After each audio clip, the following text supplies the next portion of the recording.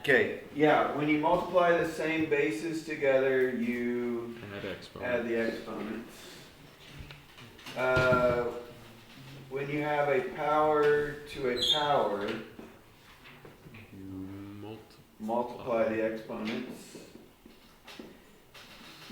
When you have the same bases divided, minus. you subtract. It's kind of the opposite of this one, right?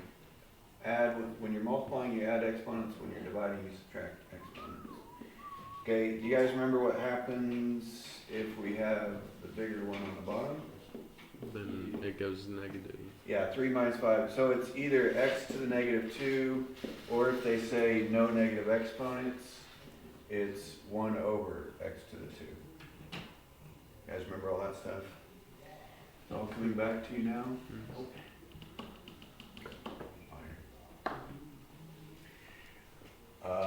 Let's do.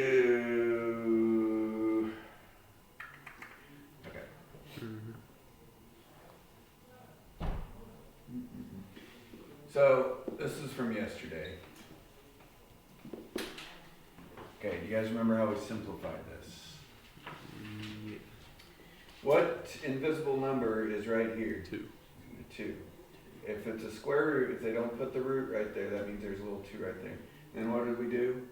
2 goes into 3 one time with the remainder. Right, it's 3 divided by 2 basically. So it's 1 with the remainder of 1. So we did 1 with the remainder of 1. So basically these exponents are 1. If the exponents are 1, you don't need to write that. It's just,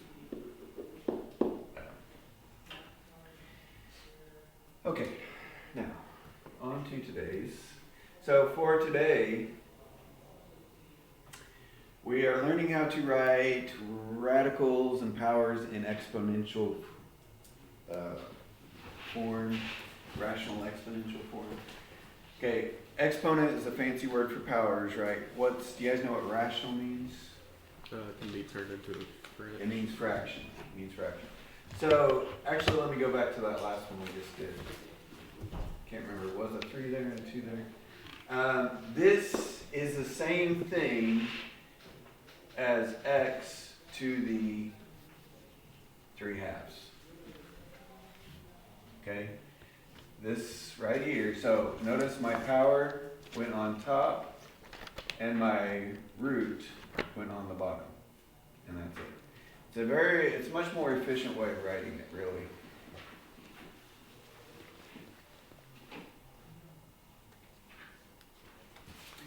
And plus, when you're multiplying or trying to simplify radical expressions, it's easier if they're in rational exponent form. Okay, you guys got that? So what if I put like x, say 6, 4 through, what would that be equal to? X 3 over 2. X to the 6/4, which does reduce like a normal fraction. So this is the same thing as doing like the square root of x and then cubing that. So if I have like, let me put a number in there. Let's say it's 16.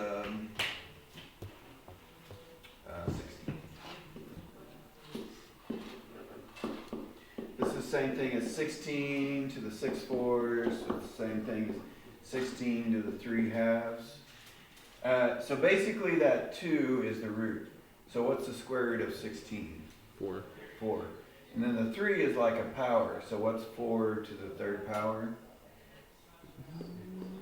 64. Okay? So if they give you numbers, you can actually solve it. Or you don't have to do that in your head though. Your calculators can do this. They can handle it. 3 over 2 is the same thing as 1.5. Your calculator can handle the 1.5 being right there also. So basically that takes the square root and then it cubes it. Or you can do it backwards. You could cube 16, and whatever that is, take the square root of that, and that would also give you 64. Doesn't really matter what order you do it in. But again, if you are not sure what's going on, if you just plug that in your calculator right there, it can do it. No problem. I guess the problem is when they just leave it as X's, we're gonna have to do it ourselves, so. Not a biggie, not a biggie. Are you guys ready? Page 294. So, Craig, what we're gonna do is, no, I like 295. I'm going to be doing the odds with you guys. By the way, the odds also happen to be in the back of the book. And then you guys, the homework will be the evens for tomorrow. Okay, number 1 says evaluate. Now we could plug that in our calculator, but I think we can do this without our calculator. It basically means 121 to the first power, and then the square root of that.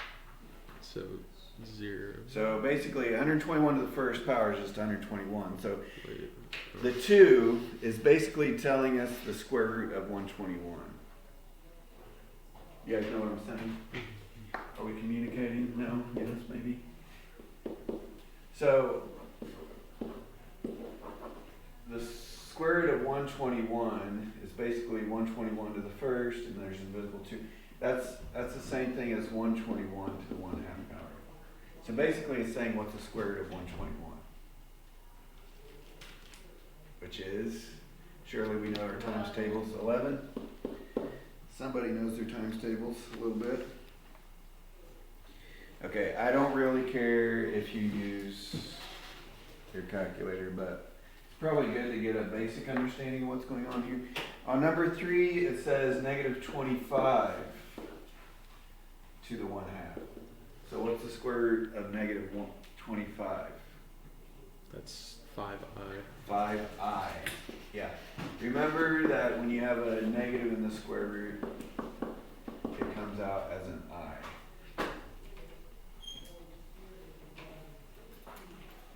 So number 2 basically means what's the 4th root of 81. Your calculator can do fraction exponents, unless you have a really basic calculator. That calculator might not actually be able to do it. All the Cassias are gone. Yeah, I think people are walking off with my calculators. Well, this is Cassia. I just don't know if it'll work. Yeah, I think that one would work. It's a funky one. Yeah. Okay, I lost my place. Number 5. So 49 to the 3/2. You can do the square root of 49 cubed, basically. You guys know what the square root of 49 is? 7. So it's 7 cubed. That's kind of a big number. 49 times, I think it's 343. Honestly. Yeah, it is. 343.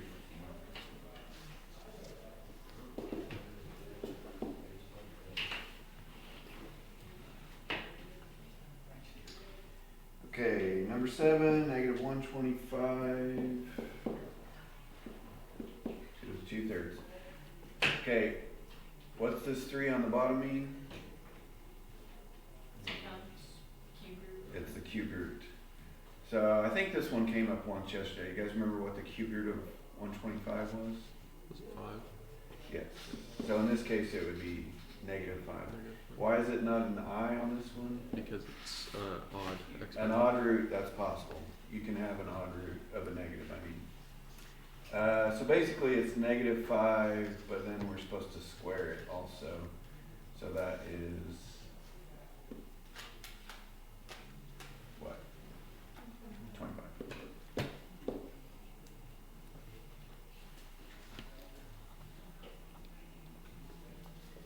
Number 9. All right, this kind of difficult. What they did on this section, convert each radical to exponential form. Exponential form is what 1 through 8 is written in. The problem is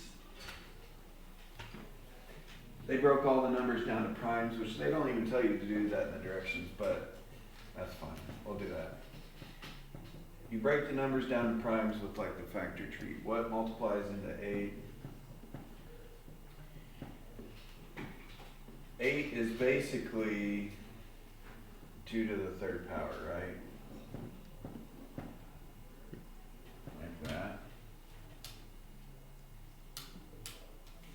Okay, so what would this be in exponential form? 2 to the third over 1. 3 over 2. 3 over Yeah, 2. 2 to the 3 halves, yes. That would be number 8 or 9.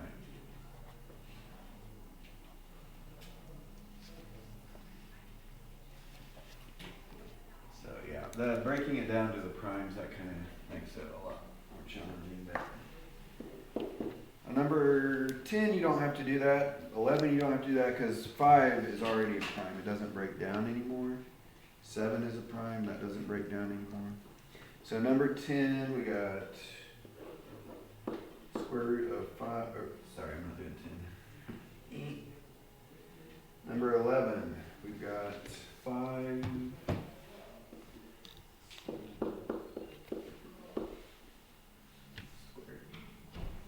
Okay, so each of these is kind of its own thing. Like, this is the same thing as 5th root of 7 times the 5th root of x to the 4th times the 5th root of y times the 5th root of z squared. So you don't have to write this, but these all, you can kind of think of it individually. So what's the 5th root of 7? How do we rewrite that? That's 7 to the 1/5. If there's no exponent, that's an invisible 1. So it's 7 to the 1/5. And then, I guess we put a times. Well, since it's letters, I guess we don't need a times next to it. X to the 4/5. Y to the 1/5. And z to the 2/5. And that's it.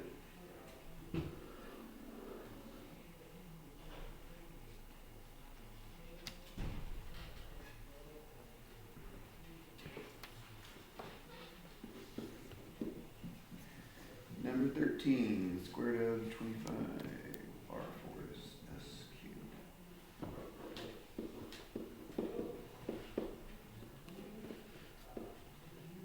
Okay, so it's a square root, so there's an invisible 2 right there. So what's the square root of 25? 5. Now, okay, we could have turned this into a 5 squared, right? So it would be 5 to the 2 over 2, which is just 5 to the 1, which is just 5. Anyway, it just simplifies to 5. Square root of 25 is 5. But this is r to the what? 2. 4 halves, which reduces to 2. 4 over 2 is 2.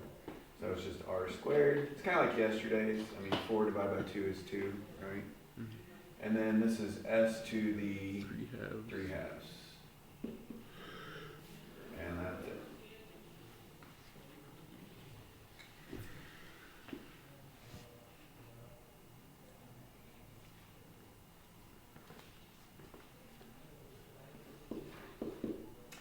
Okay, 15, 26. So on 15, they split the 26 up into the 2 primes. What multiplies to make a 26? 13 and 2. 13 and 2. So they split it up like that. So really it's more like 13 and 2, and c cubed and d squared, like that. So this is 13 to the what? 1/2. 1/2. And it's times 2 to the 1/2. And then times c to the 3 halves. And then times d to the 2 over 2, 1. which is 1. So D. Square root of d squared is just d. So yeah, anyway, that would be it.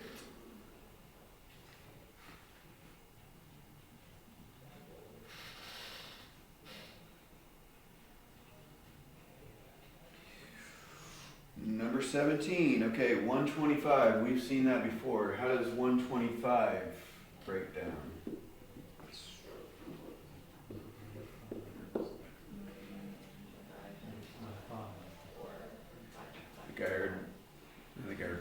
5 and 20. 5 to the third power. So I'm just, actually, I probably should have just written that down. So I'm just gonna call it 5 to the third, A to the third, B to the second.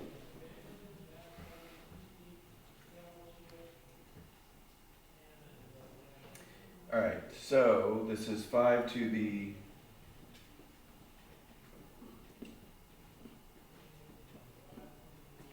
three over two, A to the 3 over 2, B to the 2 over 2, which reduces to B to the 1, which is just B.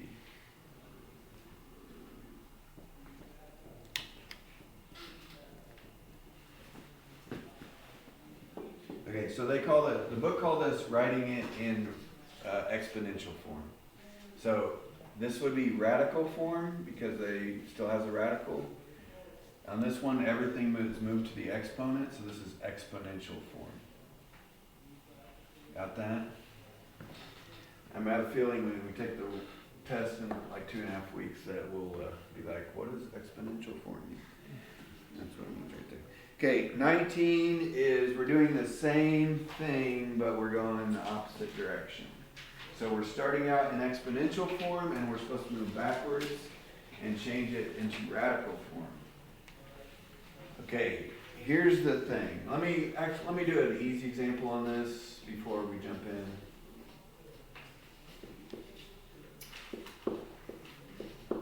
Okay, on this one, notice how they both have a 2 on the bottom, so that means it's a square root. So they're both in the square root. And that would be 3 to the 1, or just 3, and this would be x cubed. So that would be, that's just a simple example. That would be how it works. The 2 tells us what the root is over here. So if it's just a 2, we don't put anything. And then the power tells you what power to put on top. So that would be it. But on 19, we got a little bit of a problem. 5 to the 1/5, x to the 3/10. The problem is they do not have the same root. So they wouldn't go under the same radical like we did on this last one. So we need to make them have the same root. So what do 5 and 10 both go into? 10. So I'm going to multiply this one by 2. We're going back to like 6th grade now. Multiply the top and bottom by 2 so it has a common denominator. So this is 5 to the 2/10, x to the 3/10. Now that they're both written with a 10 in the denominator, that means my root is going to be a 10. Okay, and then on the inside I'm going to either put 5 squared or 25. What did they put? They went ahead and changed it to 25. So 5 squared goes on the inside except for what is 5 squared? 25, and then x cubed would also go on the inside.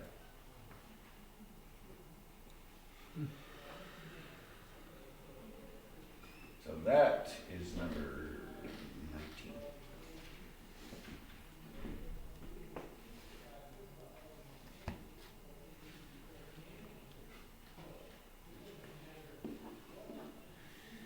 Okay, 21. Same problem. They do not have the same denominator. So it's 3 to the 3/4 and c to the 3/2. So what do 2 and 4 both go into? 4. So I'm going to multiply this one by 2 and 2, basically like that. So it'll become 6/4. So the root that I'm going to use is the 4. So that goes right there. And then on the inside, I'm going to put 3 to the 3rd. Does anybody know what 3 to the 3rd is? 27. And c to the 6th, which does not simplify.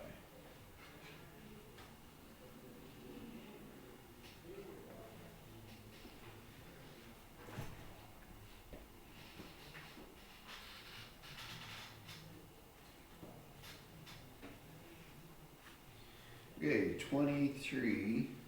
What do 4, 2, and 4 all go into? 4 again, so it's kind of the same as the last one. So it's 3 to the 1/4, that already has a 4 on the denominator. A to the 1/2 becomes 2/4, and then B to the 3/4. Okay, so the radical is going to be a 4th root.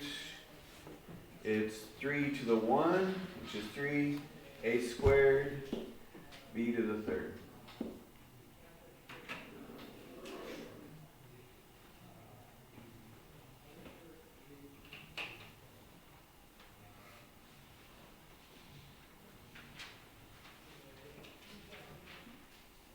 Okay, on 25, I'm not going to do that one.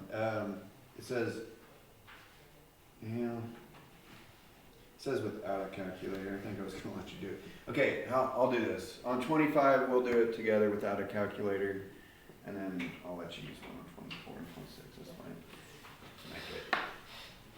Okay. How in the world can we do it without a calculator?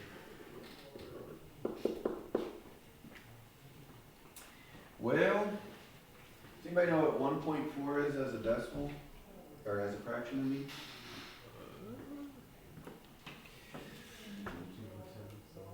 It's 1 4/10. That's what it means. That's how you can say it, 1 4/10, which is 1 2/5. What's that as a mixed number? 7/5. Or an improper, sorry, that's mixed. This is improper, Yeah. 7/5. So this is also equal to 32 to the 7/5. What did that 5 mean? That's the root. Yeah, what's the 5th root of 32?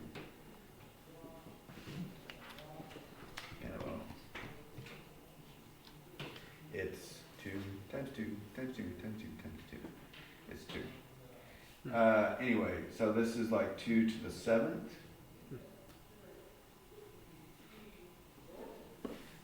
So I know 2 to the 5th is 32. So if I just multiply that by 2 more times, that will give me 2 to the 7th. Does that make sense? That's why this is in the B section. They wanted you to do it without a calculator. 32 times 2 is 64. 64 times 2 is 128.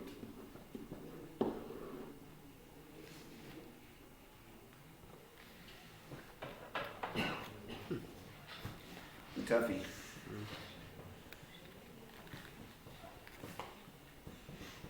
Okay, is it all clear as mud? Yep. Perfect. Just about. Look at your odds, maybe that might help you. Or I can help you too.